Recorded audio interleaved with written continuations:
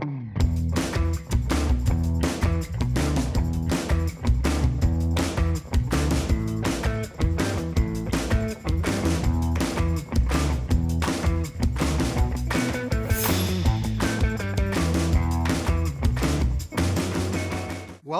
welcome. It's so wonderful to see everybody.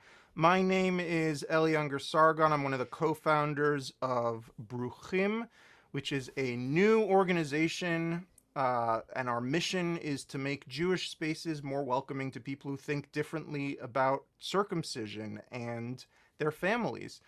And it's so wonderful to see so many new faces here at our monthly meeting. I just want to call out some of our members on our team for those of you who may not know.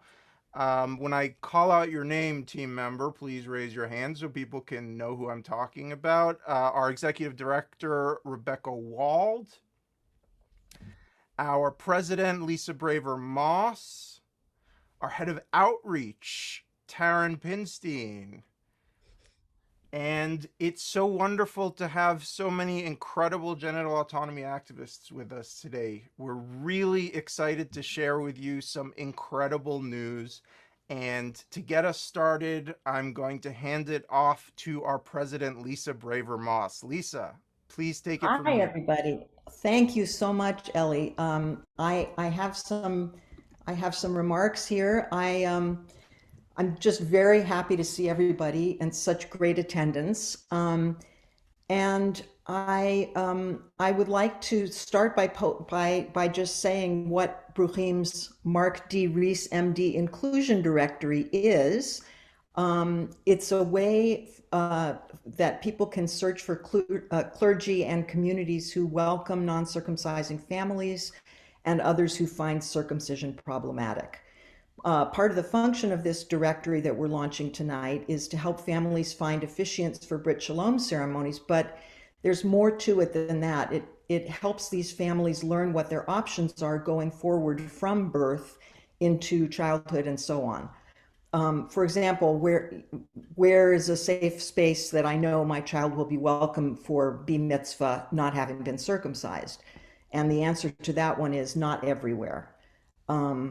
So Bruchim gets emails frequently from Jewish and interfaith families grappling with the circumcision conundrum. And often these people that reach out to us express gratitude that there's now a place for them to get in touch with other Jewish people who are sympathetic with their views on circumcision. So what are families grappling with? I think none of us will be surprised to hear there can be conflict between the couple. There can be disapproving in-laws, fear of judgment by others in the Jewish community, and fear that their child will be ridiculed, shamed, or outed if they engage in Jewish life. These are real concerns, and they really affect the Jewish community as a whole.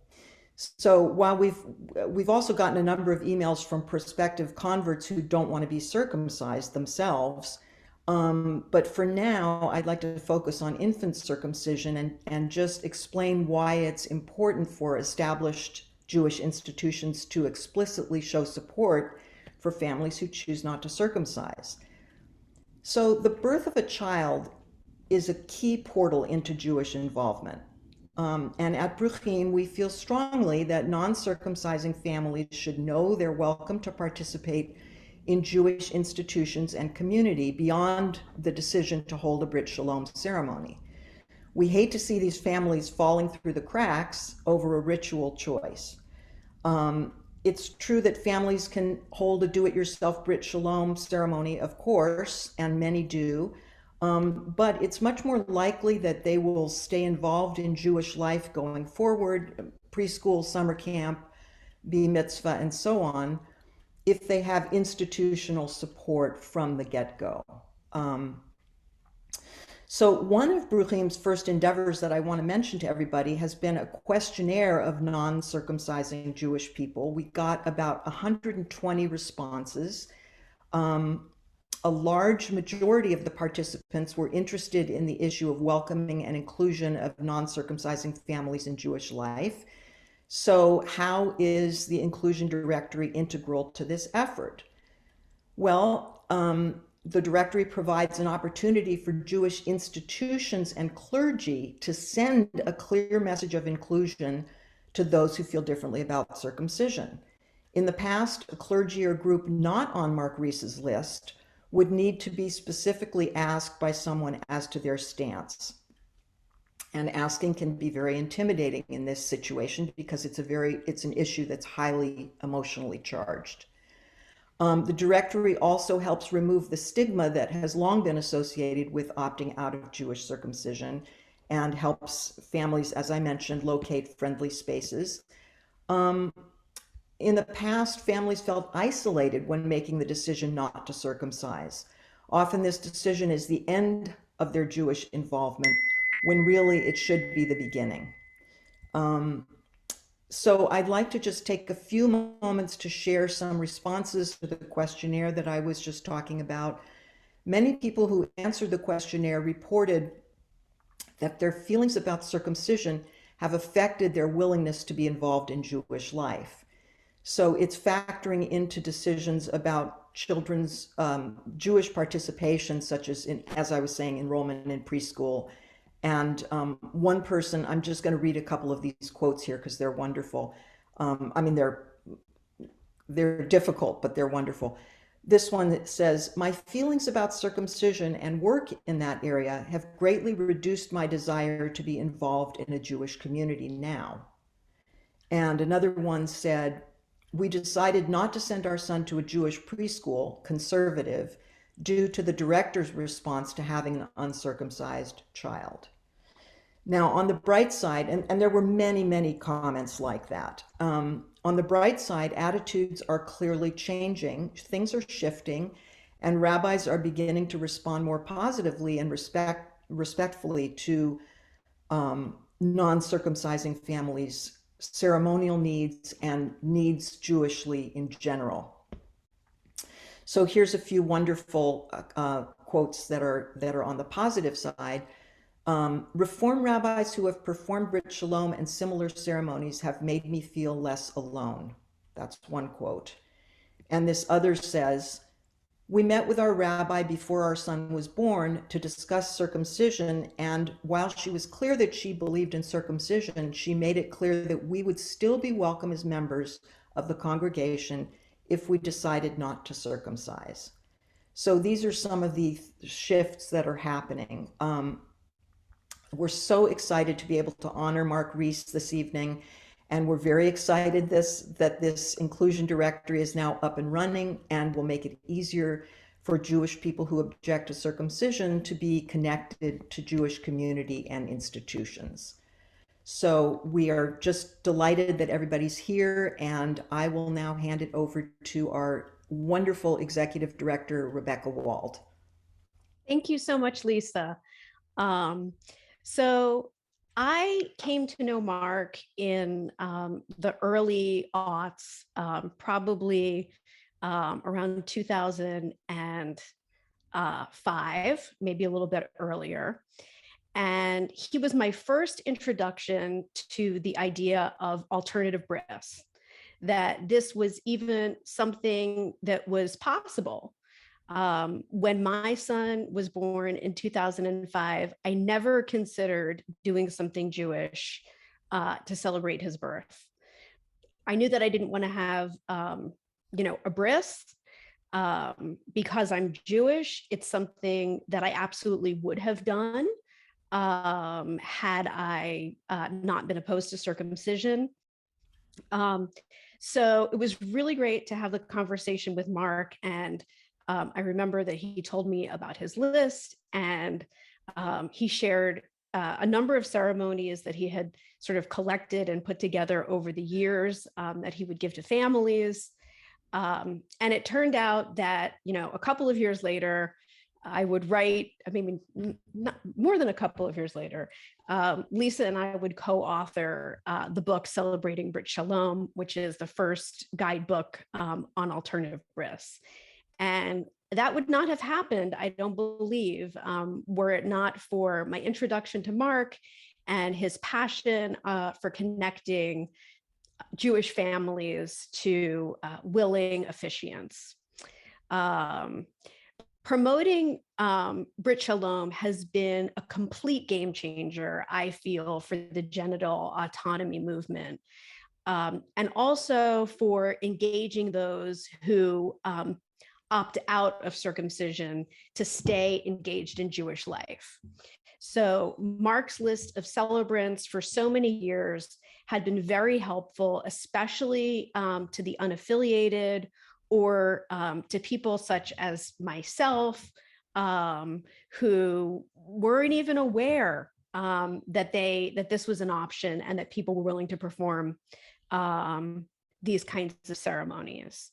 And as Lisa and I talked about this organization, one of the things that was very important to us and to Ellie and to all of those on our team who were early involved in Bruchim was that we really wanted to bring the idea of non-Milah Brit ceremonies into institutional Judaism.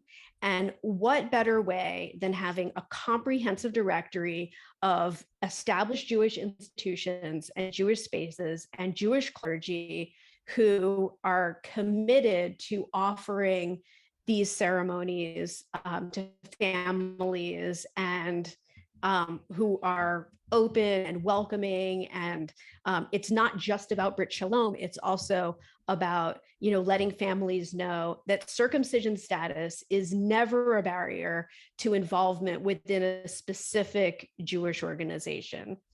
And I feel like this is so important for the genital autonomy movement because it goes in so many different directions.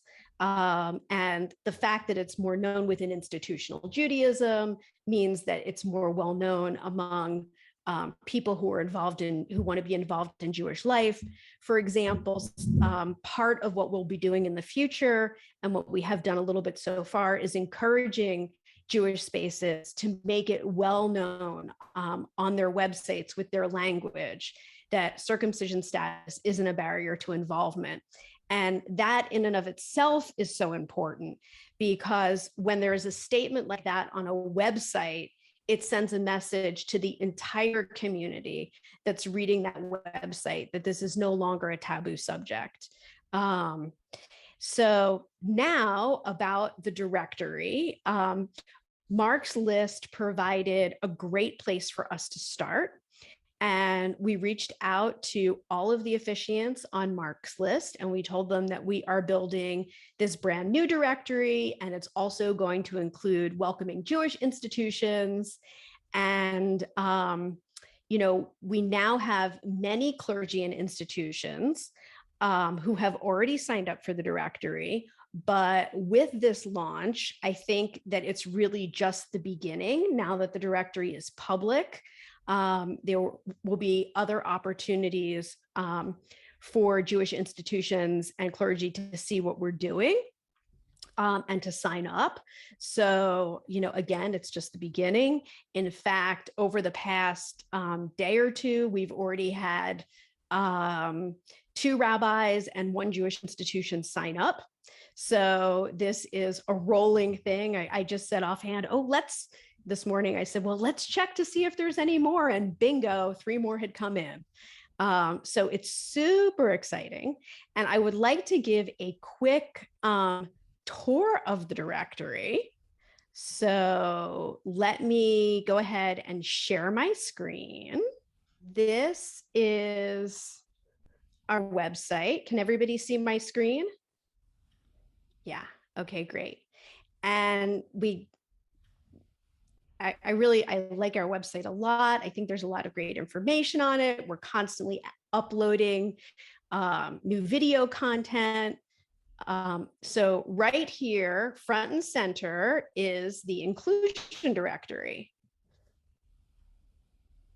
And it went live today.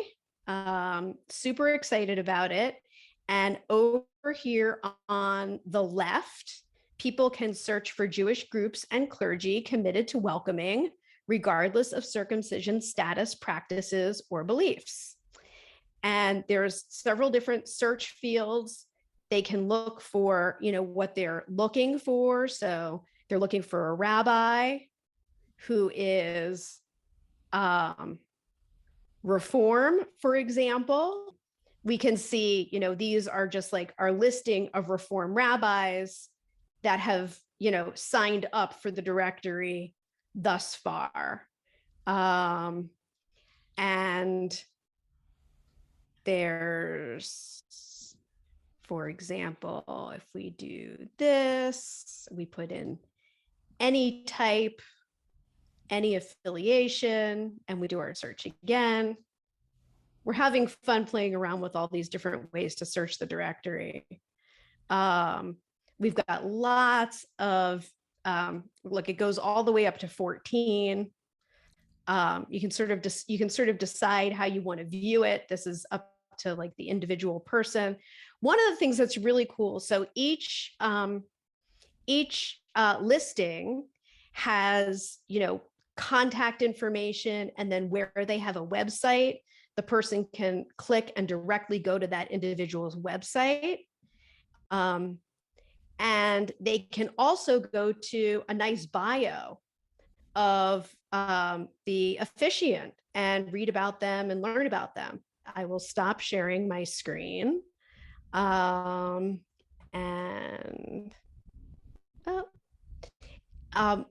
I lost my little introduction to John Geishiger, but John is here today. He is part of Doctors Opposing Circumcision. He has been a longtime friend of Jewish people opposed to circumcision, and he knows Mark for many years.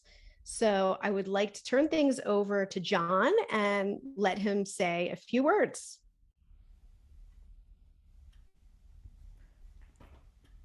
John, you're on mute. Mute. How's that? Does that work now? Yep. You can hear me. Good. Oh, excellent. You notice I'm wearing a party shirt. I hope you can see me amidst the pots and pans. This is the top floor of my houseboat, where actually I've had Mark and his wife Joan as guests, but it's been some years now. We need to repeat that.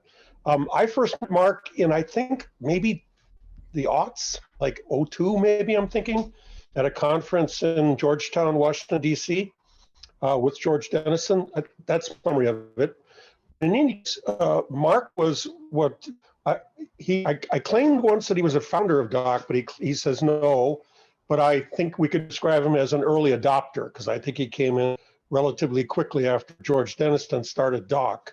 So, and I want to say that Mark is tremendously valuable to the organization, because he's sort of, if you will, our VP for Jewish outreach. I mean, I think that's a good way to put it. It's no secret that DOC has been accused of being anti-Semitic in print and against me, God knows how many times.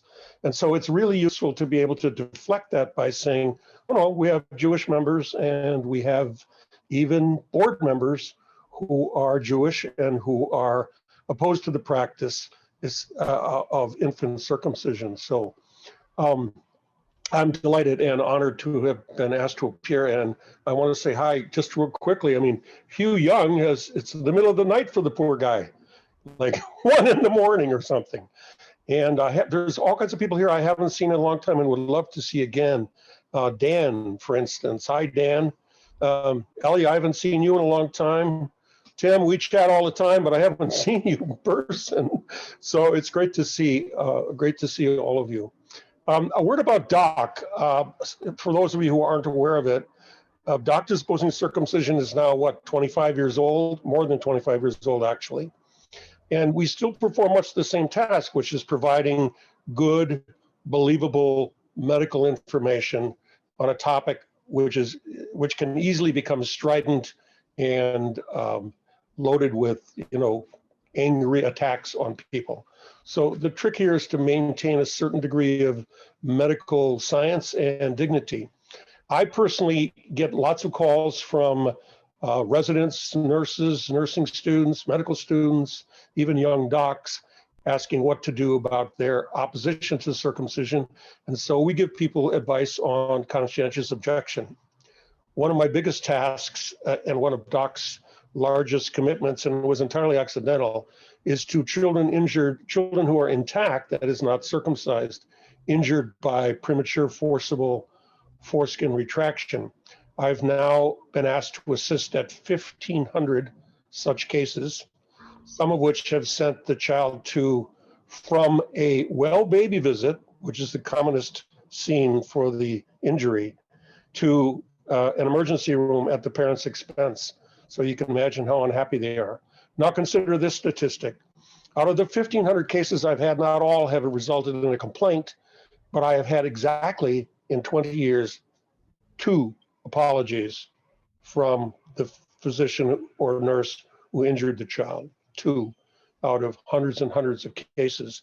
Never have I had a single doctor or nurse being reprimanded by a state licensing society to whom we report these cases. So that's a melancholy aspect of it. At the moment, we're working on a project for demanding a FOIA data from all 50 states about whether circumcisions in states where it is not covered by Medicaid are getting around that by claiming that circumcision is medically necessary. And I did a small presentation on this years ago, and I know that the practice is ongoing. So we're working on that at the moment. So anyway, my congratulations to Mark. I'm so delighted to be here to see him and to congratulate him personally. And so, hi, Mark. Thanks for all your hard work. I really appreciate it. Thanks so much, John. And I would also like to take a moment to acknowledge Hugh Young, who has worked tirelessly with Mark on his Celebrants of Brit Shalom list. So thank you for all of your years of effort with this project and this undertaking that's been so important. Without further delay, I would like to introduce to welcome Mark and ask him if he wouldn't mind sharing a few words with us. Mark, you're currently muted, so. Is that okay? Yep, perfect. So am I on now? Yep. You are absolutely on. Okay. Well, first of all, I want to say that I accept this honor with a mixture of pride and humility. And to the entire team at Bruchim, and especially to Rebecca Wald, who I fondly know as Becky, to Lisa Braver-Moss, who was a mentor to me in the early days, and to Eli Ungar-Sargon, who was first introduced to me via his film Cut. I want to thank you all from the bottom of my heart. I also want to show you something that came in the mail. This lovely and very heavy plaque from Bruchim states, Mark D. Reiss, recognizing your vision and dedication to Brit Shalom advocacy, April 2012. I'm looking right through it now. So thank you for that very lovely gift, which will occupy a place of special honor in my living room. So many people have helped me during my journey in the field of infant circumcision. You all deserve a sincere thank you. My consciousness on the subject was raised about 20 years ago by my massage therapist and Rosen method practitioner, Elise Stewart. Shortly thereafter, I happened upon Ronald Goldman's book, which I'm sure you've all read, Questioning Circumcision, A Jewish Perspective, which reinforced my intuitive feelings. I was appointed vice president of Doctors Opposing Circumcision. The founder and president, George Deniston, and the executive director, John Geishiker, have guided me in many ways during this journey. I became active in a local organization which met periodically to support genital integrity. Marilyn Milos, Tim Hammond, and Maurice Sorrells were mainstays of this group. When I started the celebrants of Brit Shalom, the website listed just a few rabbis who were willing to officiate at a non-cutting covenantal ceremony for baby boys. The latest iteration has 234 listed celebrants, mostly rabbis. I thank all of you who had the courage to be listed online in support of what is potentially a volatile position. To illustrate the international flavor of our movement, Dr. Jenny Goodman of the UK has been extraordinarily supportive. And I owe a sincere debt of gratitude to Hugh Young of New Zealand, who managed the website for so many years, and to George Vukovic of Tilted Planet, who contributed the funding for the website. When I spoke with my beloved Rabbi, Alan Liu of blessed memory, at my synagogue here in San Francisco, he was initially surprised, but not supportive. However, he encouraged me to pursue my goals, and I wrote an article in our congregational newsletter called Circumcision, My Position. Well, this created quite a furor. It was then that I understood the statement of my colleague Leonard Glick, author of Marked in Your Flesh, another great book, who said, questioning infant male circumcision before a Jewish audience is not the path to popularity. I was called a heretic, and my position as an officer in the synagogue and chair of a major committee were challenged. One of Rabbi Liu's most endearing comments to me was when he said, with a twinkle in his eye, "Mark, of course you're a heretic, but I love heretics." There are so many other physicians, rabbis, and friends who have supported me over the years. If I have forgotten you, please forgive me. Finally, with enduring love, I want to thank my wife, Joan Reinhardt Reiss, whose incredible support and wise counsel has enabled me to stay on course throughout this remarkable journey. Thank you all. Thank you so much, Mark. So I think, Lisa, if you can unmute everybody. Oh, I wonder how to do that in one fell swoop. So everybody can just unmute themselves if they have something that they want to share or contribute. Good idea. We can just kind of like open it up a little bit and talk amongst ourselves. I know I have something to say.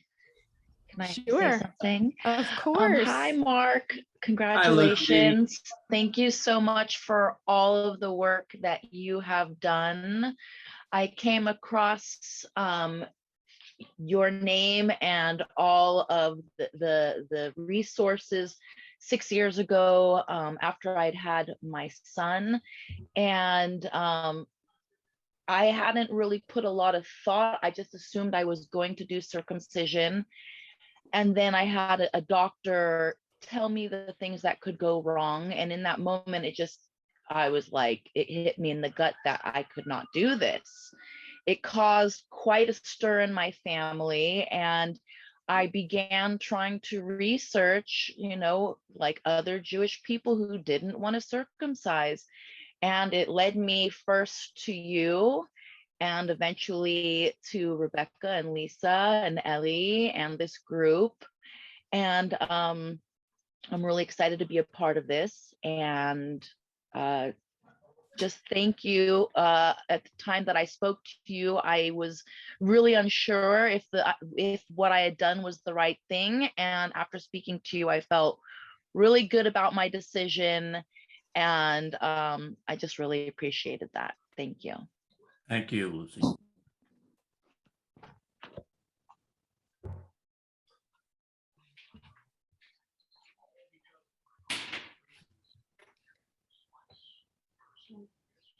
Does anybody else want to say anything? I would like to. Taryn, go right ahead. Yes, thank you so much. I wanted to follow what Lucy was saying. My son is now 14 and a half, and we live in the Boston area.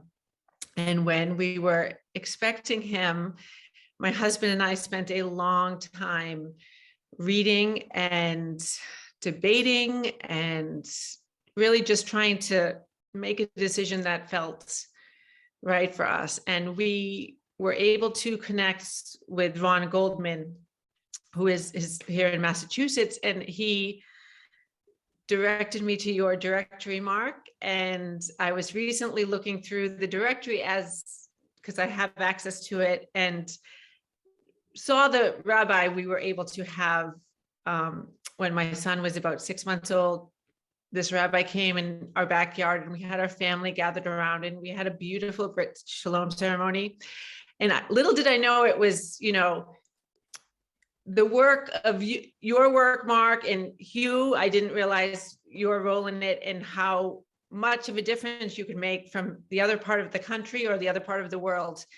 And we felt at that time that we wanted a Brit Shalom ceremony separate from the temple we had been attending, and the rabbi who married us, and we had a baby naming for our daughter inside the temple in our local Reform temple. And with our son, we just felt at that time that we wanted to keep it more private. And it was your directory, Mark, that allowed us to do that. We didn't need to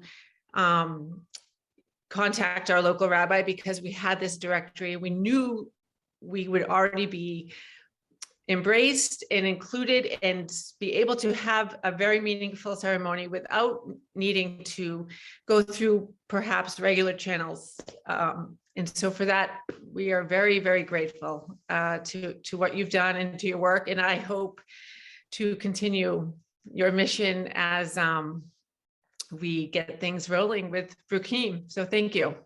Thank you. And thank you so much. Taryn also has played a really important part in getting the directory up and running, spending countless hours with us and on her own, putting names in, and she'll continue to do more to build and grow the directory as our director of outreach. The directory is really part of her work and what she's chosen to carry on. So And thank you. I don't know if you all know this, but working with close to 100 rabbis on anything is not an easy task. So it's an especially impressive feat, and I just want to give kudos to that. Mark, from the bottom of my heart, I'm so happy to have you here and to be able to participate in giving you this honor. I think it's so important to honor the wisdom of the activists who have come before us, and you're a centerpiece in an older generation of activists who have all of this wisdom that I think we all really still need. And so your participation in Bruchim means the world to us. And I'm just so thrilled that you could be here and that you could participate in this way. And thank you so much for all of your work. Thank you.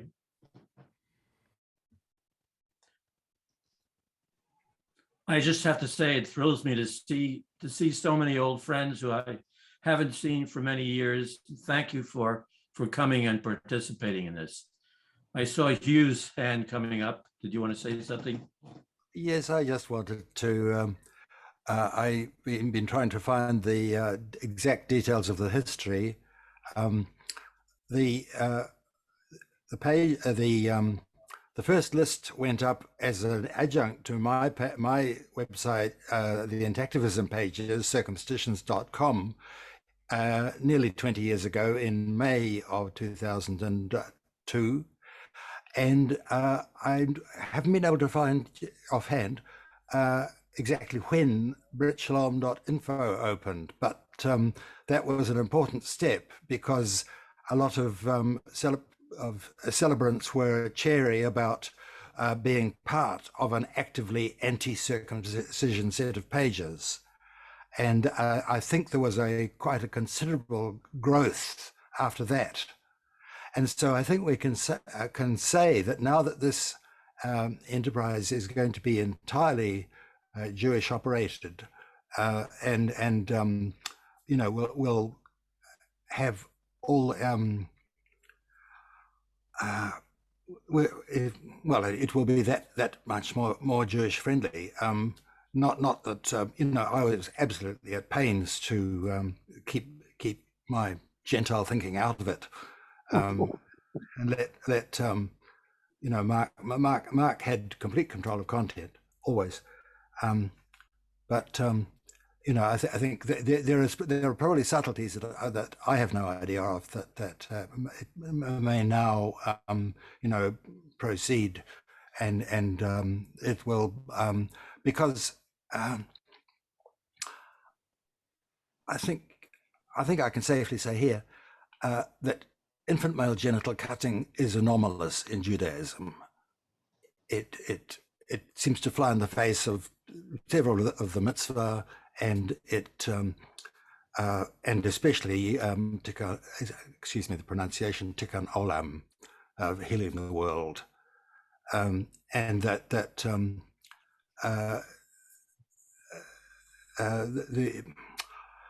I had better stop. Thank you. I just want to say one more thing. My ultimate goal, and I hope all of you, will be that this list becomes obsolete and that it no longer is necessary, that any person who wants to have a Brit Shalom ceremony will go to any rabbi who will agree to do this ceremony. I mean, I think that that is the ultimate goal. And I hope that many of us might see this.